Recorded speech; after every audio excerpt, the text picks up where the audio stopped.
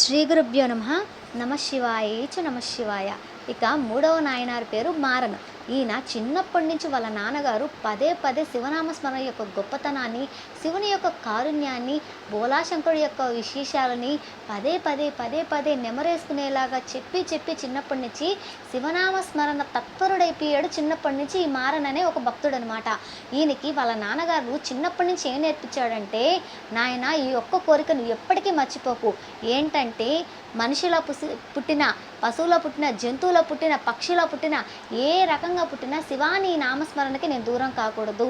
మనిషి జన్మ అయితే ఎట్టి పరిస్థితుల్లో నీ విభూదికి, నీ రుద్రాక్షకి, నీ పురాణాలకి, నీ భక్తుల యొక్క చరిత్రకి నేను దూరం కాకుండా ఉండేలా నన్ను అనుగ్రహించు. అన్ని మతాల దగ్గరికి పోయి నా ధర్మాన్ని విడిచిపెట్టే దౌర్భాగ్యపు స్థితిని నాకు ఎట్టి పరిస్థితుల్లో కల్పించకు స్వామి అని పదే పదే వేడుకోనాయన శివయ్యని అని చిన్నప్పటి నుంచి నేర్పించేవాడు అనమాట. అందుకే ఆయన కూర్చున్నా శివశివ, లేచినా శివశివ, పడుకున్నా శివశివ, తిన్నా శివశివ, ప్రతి దానికి శివనామ స్మరణ తప్ప వేరే ఏ ధ్యాస లేకుండా పెరిగాడనమాట. ఆయన ఒకానొకప్పుడు వాళ్ళ ఊరికి ఒక పురాణం చెప్పి ఆయన వచ్చాడు. ఆయన చక్కగా పురాణం చెప్తూ ఉన్నప్పుడే ఈయన ఒక తన్మయత్వంతో వినే ఆతృతను చూసి ఆయనకి తెలియకుండా ఒక సంతోషం కలిగేసింది అనమాట. ఆయనకి శివనామస్మరణ వింటుంటేనే. అప్పుడు ఆ మారన్ని దగ్గరికి పిలిచి, నాయన పురాణం వినేటప్పుడు నువ్వు ఎంతో సంతోషంగా వింటున్నావు, నీకు మాట చెప్తాను నిన్ను నాయన. ఇది కలియుగము. స్వామివారు శంఖ చక్ర గదా పద్మాలతో మనకి దర్శనం ఇవ్వరు నాయన, బాగా గుర్తుపెట్టుకో. అతిథి రూపంలోనే పరమేశ్వరుడు మనకి దర్శనం ఇస్తారు. అతిథి శంకరుడే, అతిథి శివయ్య, అతిథే పరమేశ్వరుడు. అతిథి వచ్చినప్పుడు కనీసం నువ్వు మంచినీరైనా ఇవ్వు. అన్నం పెట్టలేకపోతే మంచినీరు ఇవ్వు. మంచినీరు కూడా ఇచ్చే పరిస్థితి లేకపోతే చక్కగా మంచి మాటలతో సేద తీర్చు. అంతే తప్ప అతిథి మనసు బాధ పెట్టకు నాయన అనగానే అది బాగా బుర్రకెక్కిన మారను ఒక నియమాన్ని పెట్టుకున్నారనమాట. ఎట్టి పరిస్థితుల్లోనూ ఏ సమయమైనప్పటికీ నా ఇంటికి అతిథి వస్తే వాళ్ళకి నేను వడ్డించి పెడతాను, వాళ్ళకి దానం చేస్తాను, పొట్ట నిండా బువ్వ పెడతాను అని నియమం పెట్టుకున్నారనమాట. అదృష్టం శాతు ఆయనకి బంగారు లాంటి భార్య దొరికింది. ఆ భార్య కూడా ఏ సమయంలో వచ్చిన అతిథికి సేవ చేయడానికి సంసిద్ధంగా ఉండేదన్నమాట. చక్కగా వీళ్ళిద్దరు భార్యాభర్త అతిథి సేవ చేసుకుంటూ ఉండగా కాలం అలా వెళ్ళిపోతూ ఉందన్నమాట.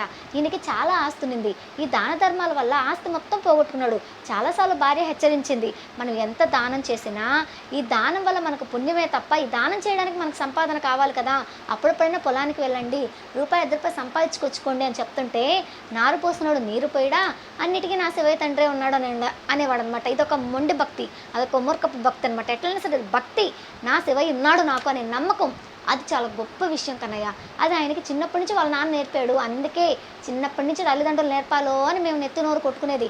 ఒక్కరికైనా అర్థమైతే కదా. సరే, ఆ విషయాన్ని పక్కన పెట్టేద్దాం. చిన్నప్పటి నుంచి నేర్పించడం వలన నా శివయ్య తండ్రి నన్ను చూసుకుంటాడని బలమైన నమ్మకం అనమాట. గోవింద ఆస్తి మొత్తం పోయింది, మొత్తం దాన ధర్మాలకు పోయింది, అసలు ఏం లేదు. పెద్ద బంగ్లా కాస్త పోయి చిన్న తాటాకులు ఇల్లు అయింది. ఆ తాటాకులు ఇంట్లో ఉన్నప్పుడు కూడాను వాళ్ళు దానం చేసేవాళ్ళు అనమాట. వాళ్ళకి తినడానికి ఏమీ లేదు కన్నయ్య. అలాంటప్పుడు కూడా ఎవరైనా వస్తే ఉన్నదే వాళ్ళకి ఇచ్చేసేవాళ్ళు అనమాట. వాళ్ళకి అన్నీ పోయినా కూడాను వాళ్ళ ఇంటి వెనకాల పెరట్లో కొంచెం స్థలం ఉండేది. ఆ స్థలంలో వాళ్ళు వరి, తర్వాత చిన్న చిన్న ఆకులు అలాంటివి ఏమైనా వేసుకొని పండించుకొని ఏదో ఓ ముద్ద తింటూ బతుకుతూ ఉండేవాళ్ళు అనమాట. వాళ్ళకి అది కూడా లేకపోతే మంచినీరు తాగేసి వాళ్ళంతా నాకు కార్తీక సోమవారం అనుకునేవాళ్ళు అనమాట. ఎక్కువ శాతం వాళ్ళు కార్తీక సోమవారాన్ని అనుభవించారు గోవింద.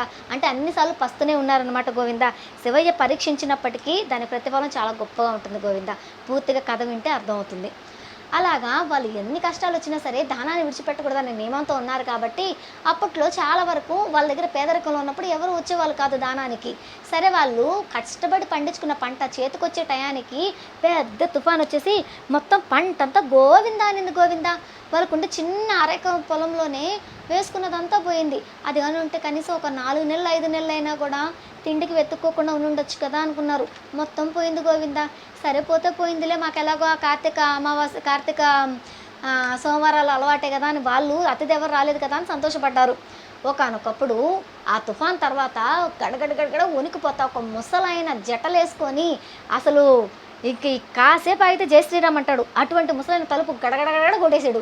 తలుపు తీసి ముసలాయన చూడగానే ముసలాయన చెమట్లో అదే చలికి వణికిపోతూ నీరు కార్చుకుంటూ, నన్ను అనుగ్రహించండి, నాకు ఆకలేసేస్తుంది, నేను చచ్చిపోతాను అంటే చచ్చకు రా రా రా అని లోపలికి తీసుకొచ్చారు. అంత తాటాకులు ఇల్లు అయిపోయా, నీళ్ళన్నీ కారిపోతున్నాయి. ఎక్కడ కూర్చుంటారు ఆయన? అప్పుడు వీళ్ళు శివయ్య తండ్రిని ఒక మూల కూర్చోబెట్టుకున్నారనమాట. పూజా మందిరం లాగా వాళ్ళకి ఒకేటే, దానికి ఏం పూజా మందిరం లేక కానీ ఈశ్వరానుగ్రహం శివయ్యకి వాన పడకుండా ఆయన మంచిగా ఉండేటట్టు ముందు ఆయన బాగుంటే మనం బాగుంటాం కదా అని. నిజంగా అదే గొప్ప విషయం కన్నయ్య. అలాగా చక్కగా ఆడ కూర్చోబెట్టుకున్నారు కదా, అక్కడే ఈ పెద్ద ఆయన తీసుకుపోయి కూర్చోబెట్టి ఎలాగ ఈయనకి అన్నం పెట్టాలి, అన్నం పెట్టకపోతే ఈయన ఏమైపోతాడు, జై శ్రీరామ్ అంటాడేమో, ఏం చేద్దామండి అని ఒకరినొకరు చూసుకుంటూ పెరట్లో ఎంత కొట్టుకుపోయినా కొంచెం వరైనా ఉండదా, అది ఏరుకొద్దాం రండి అనేసి ఆ చీకట్లో ఆ వానలో వాళ్ళు అదరా బదరా పోయేసి చేత్తోనే ఆ వరి అంతా ఏరుకొచ్చి ఆ ఏరు పొట్టు వలద్దాం అనేసి అంటే వరిని వలడం కుదరదు కన్నయ్య. అందుకు వాళ్ళు చేతులతోనే తీశారు, కష్టపడి చేతులతో ఒలిచి సరే ఇంక వండి పెడదామంటే కట్టులు లేవు, వాన ఎలా చేయాలి కన్నయ్య. అప్పుడు వాళ్ళు తాటాకు ఇంటికి దూలం ఉంటుంది, ఆ దూలం కూడా తుప్పు పట్టేసింది, పురుగు పట్టేసింది, అది ఇంకా ఒక రొంత అయితే అది కూడా టపక్కని ఇరిగిపోద్ది. అట్లాంటి దాన్ని తీసేద్దాం అంటది. తీసేస్తే మరి ఇప్పుడు ఇల్లు కూలిపోద్ది కదా అంటే సరే నేను పట్టుకుంటాను నువ్వు తీసేయనేసి ఇద్దరు మాట్లాడుకున్నారు. ఒకరు పట్టుకున్నారు, ఇంకొకరు తీసేశారు. తీసిన వెంటనే ఆయన చేయి తీసేశారు. తీసేస్తే పడిపోవాలి కదా, మరి పడిపోలేదేంటి, కనీసం ఆలోచన కూడా రాలేదు వాళ్ళకి. ఎలాగైనా సరే అతిథికి బోబెట్టాలి అనే ఆలోచన ఉంది తప్ప ఆ కప్పు కింద పడిపోలేదు ఏంటప్ప అనే సందేహం కూడా రాలేదు గోవింద వాళ్ళకి. టకటక అన్నం వండేశారా, వండేసి ఆయన పెట్టి నాయన తినయ్యా అనేసి అంటే వద్దు అన్నం ఎలా తినాను తల్లి అనేసి అన్నాడు. అయ్యయ్యో ఇప్పుడు ఎలాగ ఇంకేమీ లేదయ్యా, ఈ మూకుళ్ళో ఉండి ఒక్కరంతా బువ్వేనయ్యా అనేసి అంటే నేను అత్తన్నం తినలేనమ్మా అనేసి అంటే అప్పటికప్పుడు ఆకుకూర ఆడుంటే ఆ ఆకుని బాగా కడిగి ఆమె దగ్గర ఉన్నవే వేసి దాన్ని ఉడకేసి ఇది తప్ప ఇంకేమీ లేదయ్యా, అతిథి దేవోభవ అన్నారు. అతిథి పరమేశ్వరుడు, అతిథిని బాధ పెట్టలేము, అతిథిని తిరిగి వెనక్కి పంపించలేం, మా దగ్గర ఉన్నదే తినేయ్యా తృప్తిగాను అని చెప్పేసి అది ఆ మూకులు వేసి పెడితే ఇంత అసలు ఉప్పే లేదు అనేసి అన్నాడు. అప్పటి వరకు ఆయన చలితో వణికిపోయి ఆయనకి ఒంట్లో అయితే చెమట వచ్చింది. సరేలే అమ్మ ఏం బాధపడబాక ఈ చెమట అయితే ఆ కూరలు వేయనేసి అంటే చెమట అనేసి అంటది. చెమటే వెయ్యమ్మా అనేసి అంటే సరే అని అతిథే కోరుకున్నాడు కదా అనేసి ఆ చెమట అయితే దాంట్లో వేస్తారు. వేసి ఒకరంత ఉప్పు చూడమ్మా అంటాడు. అయ్యయ్యో లేదండి, అతిథికి దేవుడికి పెట్టేది ఎప్పుడు కూడా రుచి చూడకూడదు, అది చాలా తప్పు దోషం అనేసి అంటే నేను చెప్తున్నాను కదమ్మా రుచి చూడమ్మా అంటే ఒక్క రొంత నాలుక మీద వేసుకుంటే అమృతం కూడా పనికిరాదు కన్నయ్య. మనం అన్ని కూరగాయలు వేసి చేసే సాంబారు కూడా దుడిపి అసలు వేస్ట్ అంతే, అంత అద్భుతంగా ఉంది ఆ కూర.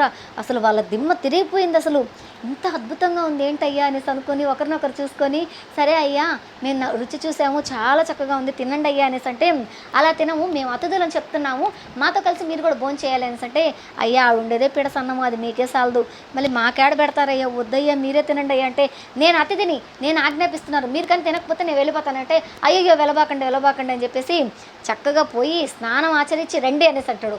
ఆ వాన్లో వాళ్ళు వెళ్ళి చక్కగా స్నానం చేసేసి వస్తూ ఉంటే తడి బట్టలతో కూర్చుంటే తడి బట్టలతో కూర్చోకూడదు, కేవలం కేవలం కేవలం పితృ కార్యక్రమానికి మాత్రమే తడి బట్టలతో కూర్చోవాలి. మా దగ్గర అతిథి దగ్గర భోజనం చేసేటప్పుడు తడి బట్టలతో కూర్చోకూడదు కదమ్మా, పోయి పొడి బట్టలు కట్టుకురండి అంటే మా దగ్గర బట్టలు లేవయ్యా అనేసి అంటే సరే మీరు నిజంగా అతిథి సేవ చేయాలనుకుంటున్నారు కదా లోపలికి వెళ్ళి శివయ్య దగ్గరికి శివయ్య మేము నిజంగా అతిథి సేవ చేయాలనుకుంటే మాకు పొడి బట్టలు ప్రసాదించాను ఆయన ఇస్తే తీసుకొచ్చుకోండి, ఇవ్వలేదా అలాగే తడి బట్టలతో రండి అనేసి అంటాడు. సరే ఇంకా అతిథి చెప్పారు కదా ఇంకా ఒకవేళ రాలేదనుకో మన దోషం ఏమి ఉండదు సరే అని చెప్పేసి ఇద్దరు పోతారు. శివయ్య మేము మనస్ఫూర్తిగా మనస వాచ కర్మన అతిథి సేవ చేయాలనుకుంటున్నాం మాకు ప్రసాదించు స్వామి బట్టల్ని అనేసి అంటే పొడి బట్టలు వచ్చేసాయి. చక్కగా ఆ పొడి బట్టలు తీసుకొని బయటికి రాగానే ఆ ముసలాయన కాస్త పరమేశ్వరుడైపోయాడు. తెల్లటి కాంతితో అందమైన రూపంతో ఆయన ఎంత విరాట్ రూపాన్ని దర్శనమిచ్చారు కన్నయ్య, ఎంత పుణ్యం ఎంత అదృష్టం గోవిందా. ఆ దర్శనాన్ని చూసి వాళ్ళిద్దరు అసలు షాక్ అయిపోయారు గోవిందా.